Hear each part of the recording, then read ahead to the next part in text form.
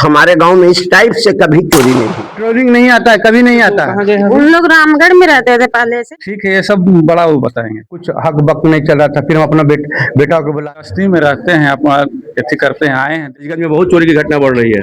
ये हमारे बारी पदाधिकारी बताएंगे।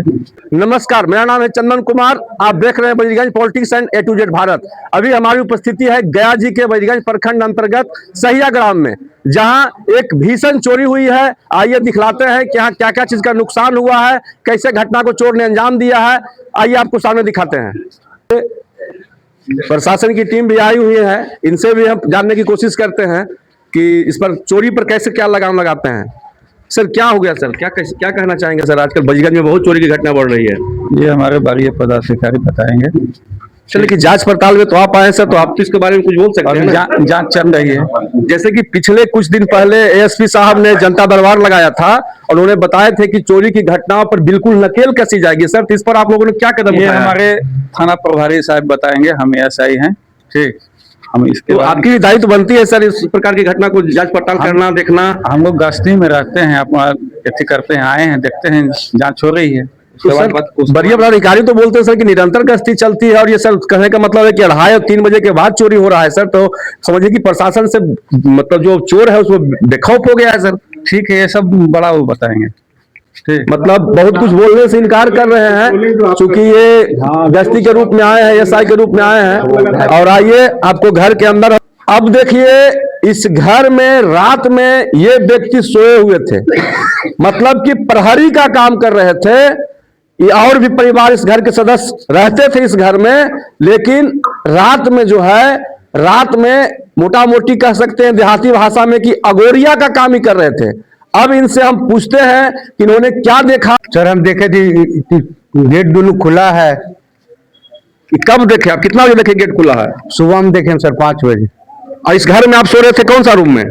हम इस वाला रूम में सोए हुए थे। तो बगल के रूम में आप सो रहे थे और रात में ताला तोड़ दिया गया, गेट खुल गया, उसके बाद भी आपको पता नहीं चला? नहीं सर, हम नहीं देखे।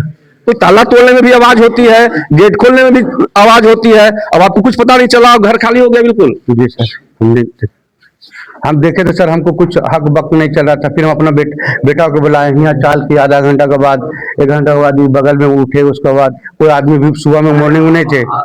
कहीं आपके द्वारा बुलाया गया चोर तो नहीं? नहीं सर, ऐसा नहीं ना है? नहीं सर।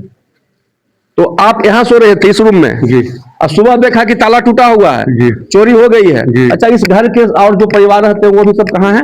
यहाँ सर कोई नहीं है, यहाँ कोई नहीं है सर। उनका छोटा भाई है, हमारे रोड पर रहते हैं। उनका कहाँ? यहाँ और जो परिवार रहते थे वो कहाँ गए हैं? उन लोग रामगढ़ में रहते थे पहले से। इस घर में बीते रात भयंकर चोरी हुई है। सारा सामान उधरा पुधरा हुआ है, नकदी की भी चोरी हुई है जैसा कि सूचना मिल रहा है, और जेवरात की भी चोरी हुई है। आइए मिलाते हैं इस घर के सदस्य। हम ममता देवी। कैसे क्या हो गया? हुआ नहीं कि वो 2 दिन पहले यहाँ से गए हुए थे। अच्छा, तो यहाँ पर कोई नहीं था, तो कोई मतलब थे वो, और उन लोग सब में ताला मारा हुआ था। तो 3 बजे भोर में बोले कि मैं बाथरूम लगा था, हम उठकर बाहर अचानक निकले, उधर ध्यान नहीं दिए कि खुला हुआ या क्या हुआ। और 3 बजे उठकर बाहर लेटरिन के लिए गए। उधर से आए 1-1.5 घंटा बाद, तो बोले कि देखें तो पूरा खुला हुआ है। तो फिर सब जगह हल्ला किए, चोरी हो गया है शायद। मतलब कि हैं, ग्रामीण हैं, और इनसे मुलाकात करते हैं कि ये जो घटना घटी है सर, इस पर क्या कहना चाहते हैं आप? बहुत दुखद घटना है हमारे गांव के लिए। आज तक हमारे गांव में इस टाइप से कभी चोरी नहीं हुआ है। चोरी है, डकैती है। मतलब ये तो डकैती हो गई सर। जी हाँ, जिसको जो नाम रखा जाए, लेकिन इस तरह का कभी नहीं हुआ है मेरे गांव में। बहुत आए दिन बजरगंज में बहुत सारी घटना घट रही थी। बजरगंज के इर्द गिर्द के इलाके में बहुत सारी चोरी और डकैती हो रही थी, लेकिन आप लोग का इलाका बिल्कुल शांत था। हम लोग ऐसे शख्स हैं इस गांव के लोग कि अगल बगल गांव में अगर किसी तरह का आवाज आता है इस तरह का घटना का, तो हम लोग सारा गांव टूट पड़ते हैं और उसको बचा लेते हैं। लेकिन आश्चर्य इस बात का है कि अगल बगल गांव सोया हुआ इंसान को भी नहीं पता चला।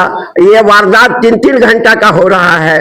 यही तो दुखद है कि साला 3 घंटा के अंदर में अगला को ये एहसास नहीं हुआ कि को कोई पता नहीं।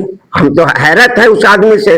अब उससे स्टेटमेंट लिया जाए कि वो कैसे सोया था, क्या कर रहा था, क्या हकीकत है, वही ना बता सकता है था।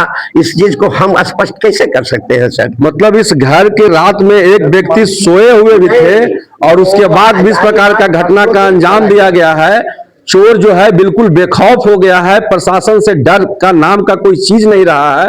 तो हम आपको मिलाते हैं जो इस घर में रात में सो रहे थे, मान सकते हो कि प्रहरी के रूप में काम कर रहे थे, हम उनसे मिलवाते हैं और बात करवाते हैं कि उन्होंने क्या देखा और क्या। कुछ दिन पहले मतलब मेरे पापा जी का जॉब था, सीसीएल में काम करते थे, वहाँ क्वार्टर मिला हुआ था, तो पहले उसी क्वार्टर में रहते थे और कुछ लोग वहाँ भी, कुछ लोग यहाँ भी रहते थे।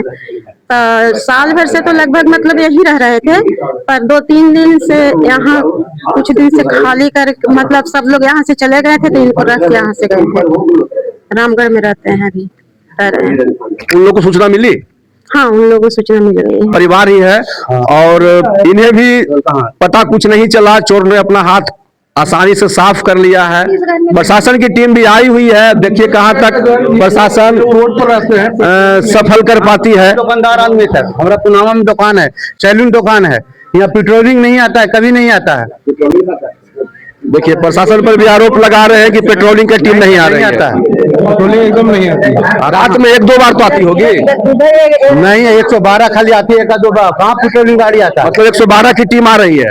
हाँ, आप वीडियो को शेयर कीजिए, वीडियो अच्छा लगे तो लाइक कमेंट भी कीजिए। और इस प्रकार का चोरी की घटना जो घट रही है, हम वरीय अधिकारी से इस वीडियो के माध्यम से मांग करते हैं कि बड़ीगंज में सुरक्षा व्यवस्था बढ़ाया जाए, जिससे लोग सुकून की नींद सो सके।